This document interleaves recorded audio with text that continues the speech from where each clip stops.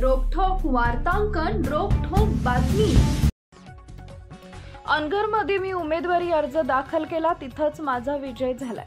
कारण यांच्या विरोधात उभे राहण्याची कोणी हिम्मत करत नव्हते। मी उमेदवारी अर्ज किती संघर्ष करत भरला हे महाराष्ट्रातील जनतेनं पाहिलंय। माझा उमेदवारी अर्ज बाद करण्यात येईल ही भीती मला होतीच आणि तसंच झालं असं म्हणत उज्ज्वला थिटे यांनी राजन पाटील आणि कुटुंबावर अप्रत्यक्ष निशाणा साधला आहे।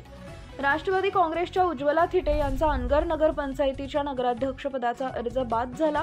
यानंतर बोलताना थिटे म्हणाल्या की अनगरमध्ये एका महिलेचा लोकशाही पद्धतीने निवडणूक लढण्याचा अधिकार हिसकावला जात होता।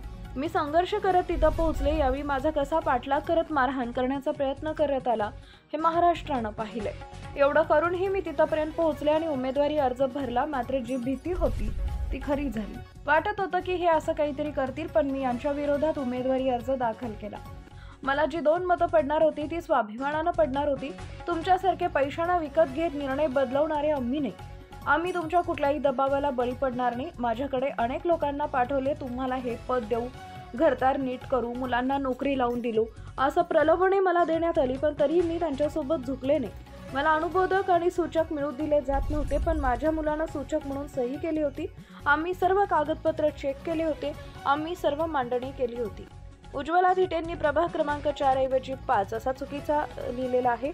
उज्ज्वला थिटेंनी आमदार यादीत अनुक्रमांक 217 ऐवजी 1042 असा चुकीचा नमूद केला। उज्ज्वला थिटेंनी वय नमूद केलं, पण पुरावा दिला नाही। उज्ज्वला थिटेंच्या अर्जावर सूचक म्हणून सहीच नव्हती, या कारणानं त्यांचा अर्ज बाद करण्यात आला। महाराष्ट्रातील महत्त्वाच्या आणि ताज्या बातम्या पाहण्यासाठी आमच्या जय हो न्यूज चॅनलला सबस्क्राइब करा आणि बेल आयकॉन प्रेस करा।